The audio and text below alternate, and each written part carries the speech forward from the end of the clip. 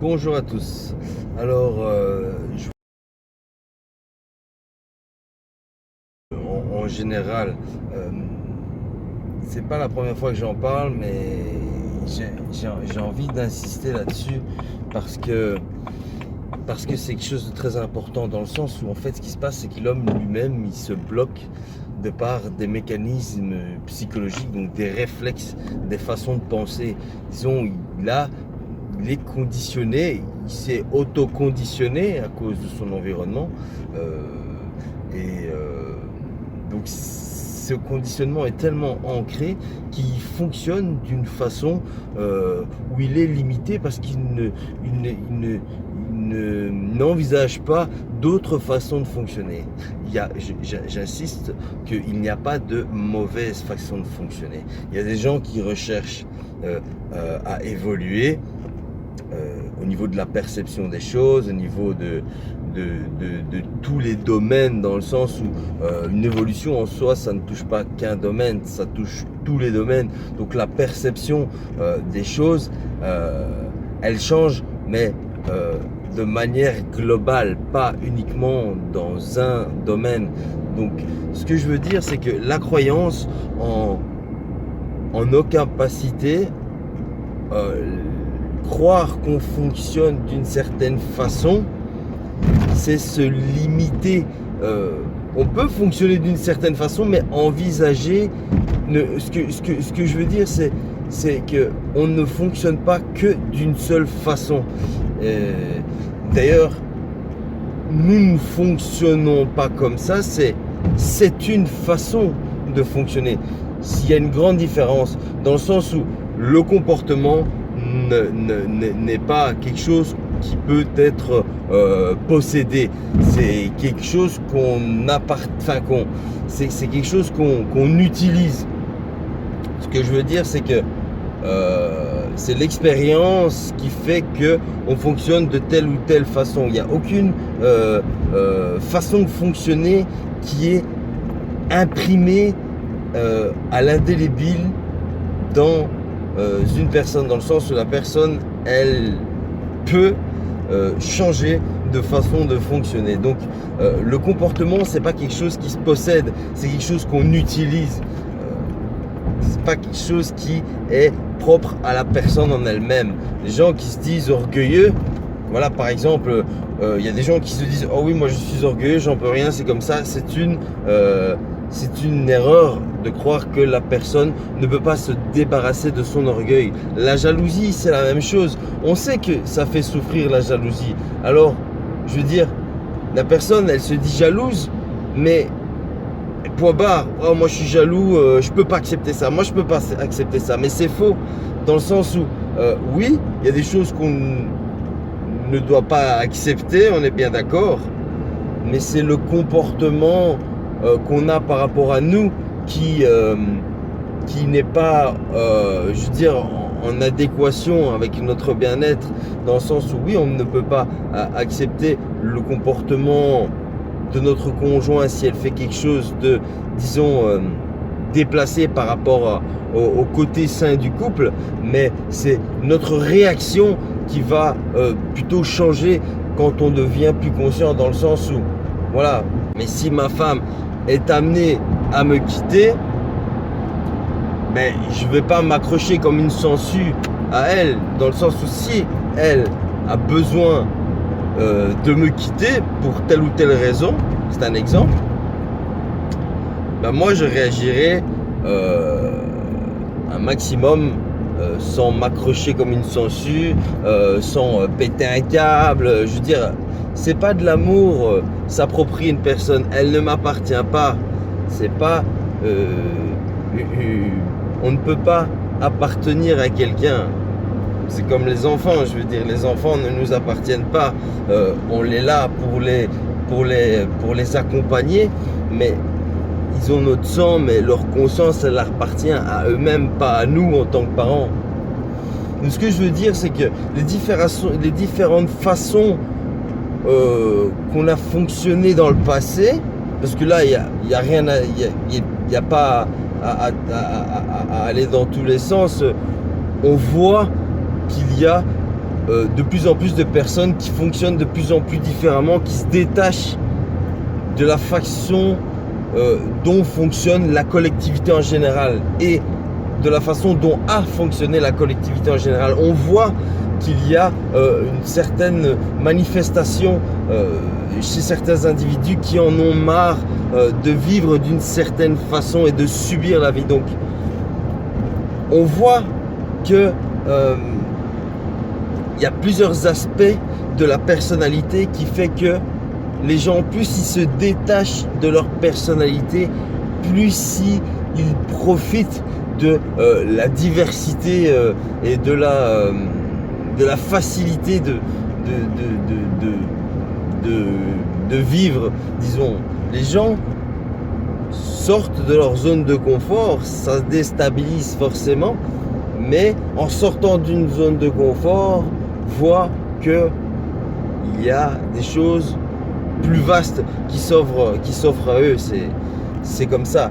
Mais l'homme a cette croyance que là où il est bien, là, je veux dire, le confort qu'il a maintenant, il a peur de se détacher de sa condition de vie qui ne lui convient finalement pas, par sécurité, parce qu'il a peur de se lancer. Je parle pas forcément du fait de changer de vie complètement, ça ne se fait pas comme ça.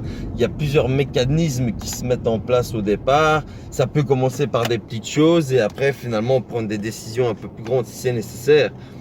Mais ce que je veux dire, c'est que la croyance, en dehors du fait que la spiritualité, la religion et tout ça, ça limite énormément dans la façon de fonctionner des gens, ça bloque l'énergie qu'on peut déployer. Donc c'est la croyance spirituelle, on va dire ça. Et il y a la croyance de plein de petites choses qui nous embrouillent la cervelle. Croire qu'on n'est pas capable, croire que on est plus faible, croire que on est jaloux et qu'on peut pas changer, croire qu'on est orgueilleux et c'est comme ça et on en est fier. Il faut analyser chaque comportement et voir si ça nous enferme ou alors ça nous ouvre des portes. Il faut pas par habitude se complaire dans un comportement qui, oui, l'ego dit que il aime bien être comme ça, mais est-ce que finalement ce comportement-là lui sert, ou est-ce que ce comportement-là le nuit? Voilà. On n'est pas obligé d'être jaloux pour avoir une relation saine. Non.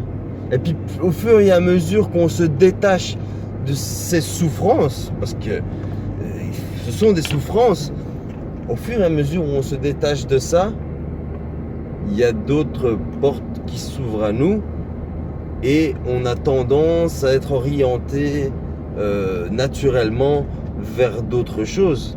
Et là, il y a des choses qui changent de manière générale. Donc voilà, je voulais vraiment pointer du doigt la croyance qui en soi est quelque chose de très compliqué à comprendre, dans le sens où quand je dis il ne faut jamais rien croire, c'est très compliqué à imaginer ça, parce que ça ne se limite pas juste à croire proprement dit comme le vocabulaire le décrit. La croyance, c'est quelque chose de beaucoup plus global. Ça, c'est très disons, la croyance en plein de petites choses peut être très limitante, quoi. Donc voilà, j'espère que j'ai été clair, mais j'aimerais bien donner un exemple par rapport à ça. J'en ai déjà donné un dans une de mes anciennes vidéos par rapport à la jalousie, mais comment expliquer? Oui, alors voilà, la vaccination. Ceux qui se sont fait vacciner, ceux qui ne se sont pas fait vacciner, moi personnellement, vu comment je sais que les systèmes fonctionnent, ouais, c'est un monde de lobbyistes. Je veux dire, on sait que Société Pharma, ils ramassent énormément de pognon. Je ne ressens pas le besoin je ne ressens pas le besoin de me faire vacciner. Donc voilà, il y a des gens qui ressentent le besoin de se faire vacciner. Pour les gens qui ont le besoin de se faire vacciner, ça va les rassurer de se faire vacciner. Donc eux vont être persuadés que le vaccin, par exemple, il va être bien pour eux. En réalité, on ne sait pas ce que fait ce vaccin, on ne sait pas. Mais la personne qui ressent le besoin de se faire vacciner, elle se fait vacciner, il n'y a pas de problème. Je veux dire, voilà. Peut-être que ça pourra engendrer des complications plus tard, on ne sait pas. Mais il ne faudra pas revenir en arrière sur les décisions qu'on a prises dans le passé. Je veux dire, à partir du moment où on s'est engagé, ça ne sert à rien de ruminer dans le passé. Non, il faut faire avec ce qu'on a fait. Mais il n'y a pas de fatalité dans le sens. Parce que voilà, c'est comme ça. Il y en a qui croient que notre corps physique, c'est et puis après on meurt, voilà, il n'y a plus après. Bon, c'est une croyance. Moi je crois pas au fait qu'une fois qu'on meurt c'est terminé. Non, je crois pas, non. Mais par exemple, voilà, je ne me suis pas fait vacciner, je ne ressens pas le besoin de me faire vacciner, voilà. Croire que si on s'est fait vacciner ça va nous pourrir la vie, ça c'est une croyance qui va nous pousser encore vers un côté obscur, donc c'est pas nécessaire. Si on s'est fait vacciner et qu'on le regrette, oui, mais il faut pas se miner la santé pour ça.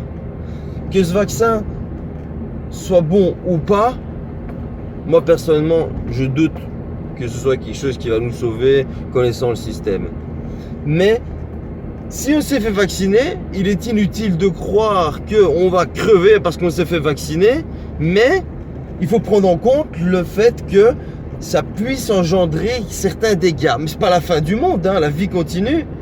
Mais à côté de ça, si on sait que ça peut engendrer des dégâts, il faut prendre soin de soi.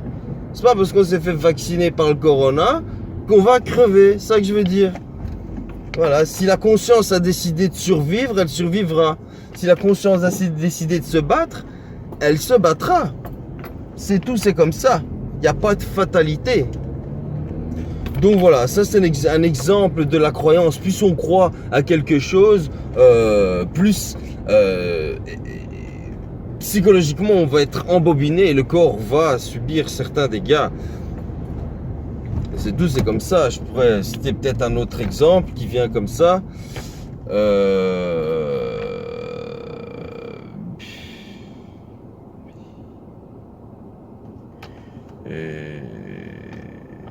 Qu'est-ce que je pourrais citer comme exemple?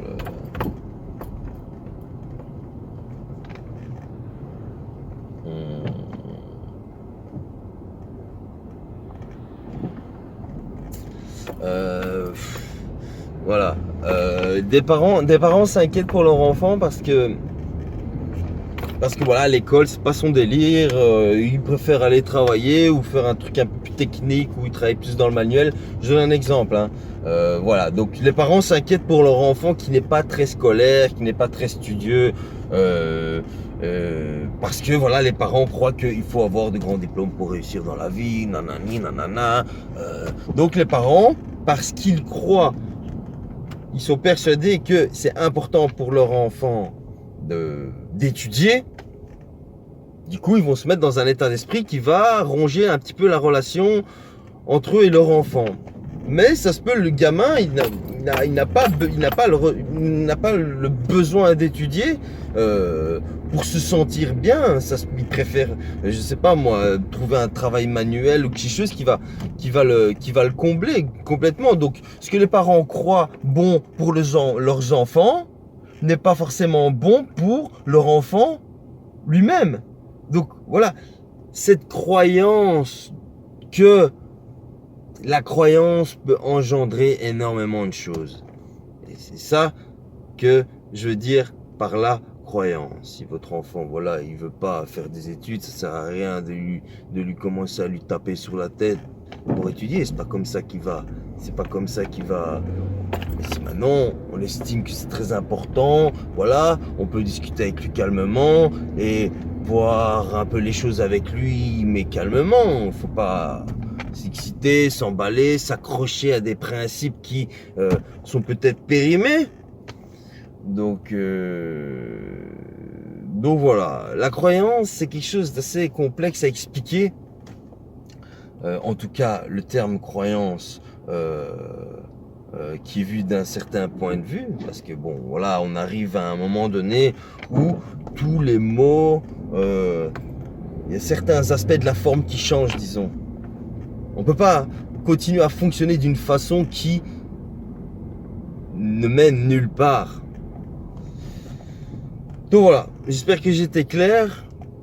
Sur ce, je vous souhaite une belle journée. À plus, ciao.